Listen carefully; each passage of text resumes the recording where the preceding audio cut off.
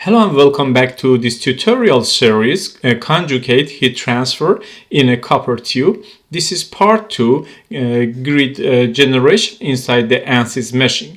In the first part, we created the geometry of our copper tube and also the aluminum fin and also the air domain around these zones. So as you can see, this is our first geometry. Then we use a symmetry view and cut the half of this geometry, and this is our dimension we use in our SpaceClaim.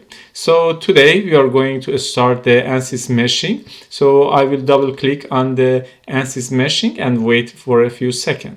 Okay, now we are in the ANSYS Meshing, so we can check first our geometry. This is the component that we created at the latest stage and use the share topology there. All the zones are under this component, and also this is our zone naming and also the boundary condition we have defined in the ANSYS SpaceClaim actually. So now we are going to start the meshing. And now under the mesh we can keep the default actually here.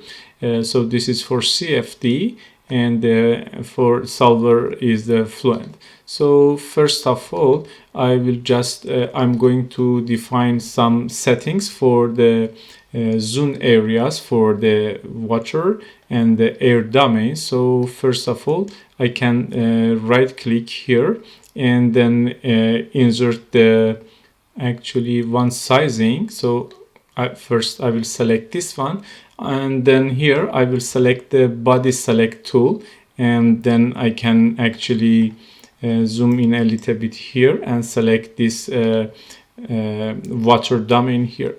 Then under this selection I will click and apply, so one body has been selected.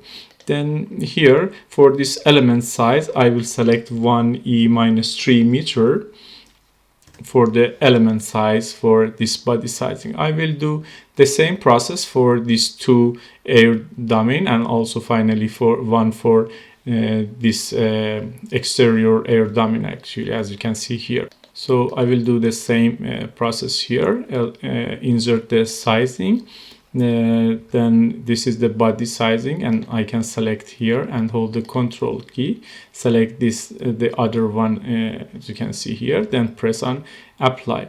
And for this element size I will select 2e-3 meter, and I will do the same for this actually surrounding air actually. So I will right click, insert sizing, select this one, press on apply, and again 2e-3.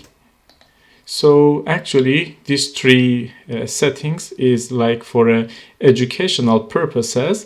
So you can work on this tree also and actually decrease this element size to have a better and finer mesh, but in this case I will use this tree and it will work for this educational purposes. Then I will click here and go to this view, and now I'm going to define some sizing for different type of edge. In this small edges here I will select actually 3 elements for each of these, like this area, this area, this area. So you can work on this one. This is our thickness of our solid body, so you can increase the number of the element here also to have a, if you are going to check the conduction inside. So to do so, I will right click here on the insert, under the mesh, insert and again sizing, but this time I will go and select the edge, and then I will select all of these edges actually here one by one.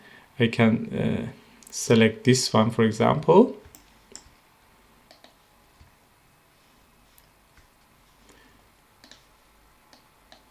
Then hold the control key, select the other one,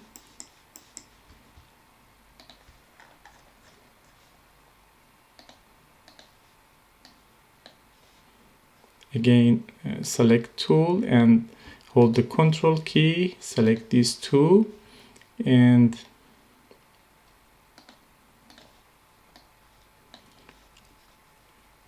then select this tool by still holding the control key. And finally I can zoom in here, use the select mode, hold the control key and select this one and press on apply. You should have 8 edges selected here. Then I can change this element size to number of division. So I will change this one to 3. So now we have 3 divisions for each of these 8 edges. As you can see here, I can zoom and check this sizing also here. So I have added this edge for this part. I will do the same process for these edges, like this one, this horizontal one, this one. So I will select 30 divisions. So let me select those one, right click on the mesh, use the insert and sizing, and then select the edge selection tool. So I can select this one, hold the control key and select one by one these surfaces, these edges actually. This one, also I can select these two as well. So you can select one by one.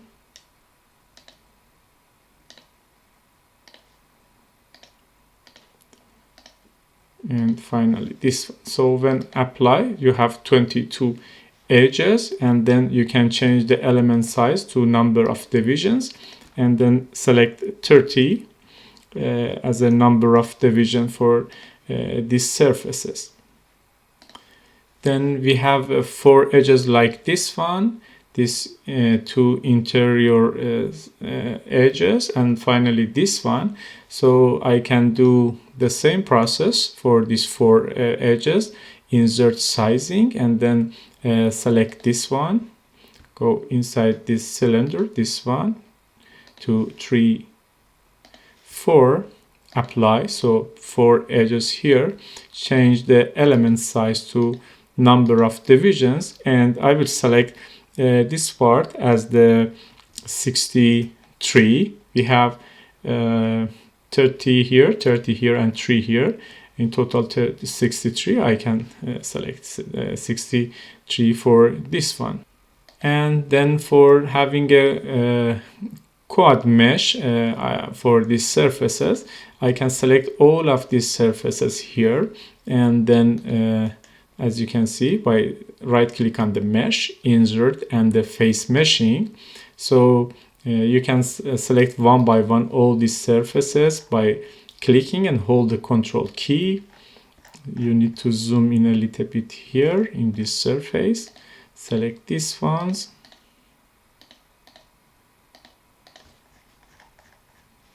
And finally this one. So we have actually 11 faces here.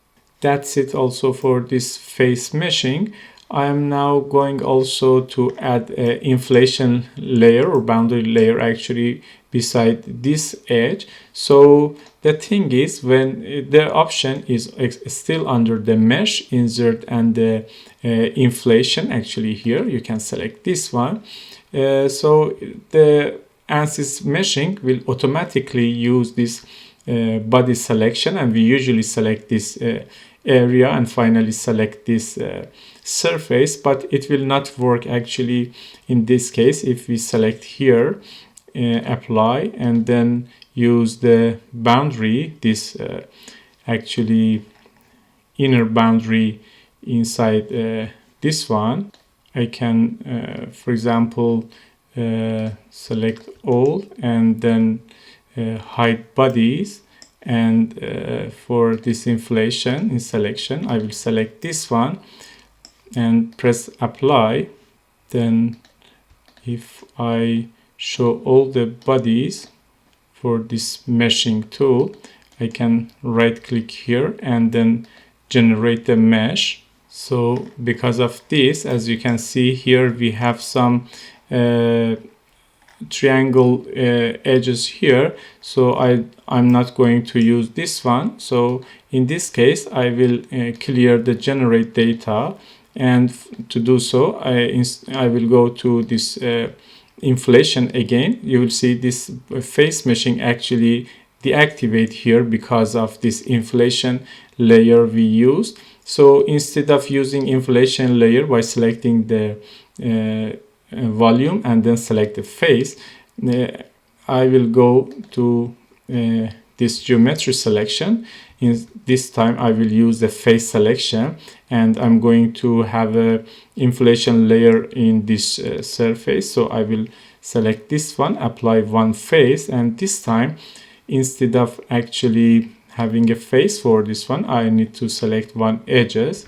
So automatically change, and I will select this edge actually here, and then press and apply. I will select, keep this 5 maximum layer here. You can work on it and change in your project. So this time I will generate the mesh again, and this time, as you can see, we have a quad mesh also in this one, and as you can see, the face meshing working beside the inflation. So in such cases like this one, when you have face meshing and inflation together, or even when you are going to sweep your mesh beside the inflation, so the trick is here is to select the surface. You are going to have a inflation layer beside one wall, and then instead of selecting the wall, you will select this edge only. So in this case I have a boundary layer here, as I said before. So you can work under this body sizing and change this number, for example, to a smaller value to have a better quality mesh. So this is the general view of our mesh. Here also we have this inflation layer, and there are 3 deviation here in the solid part actually. So I can zoom in a little bit here in the different area of this meshing, and we can also check the statistics. It's 460,000 elements roughly. So even in the student version you can use this meshing actually. Okay, so finally the latest part in this meshing is right click and update your meshing, and then the mesh will successfully transfer to the Fluent here. So now I can close the ANSYS Meshing, go to the workbench and save the project. So this task has been completely done, and you can save the project. So that's it for this part, mesh generation inside the ANSYS Meshing. In the next step, we will go through the setup inside the ANSYS Fluent and also post-processing in the ANSYS Fluent. So thanks for watching, and I will see you in the next videos.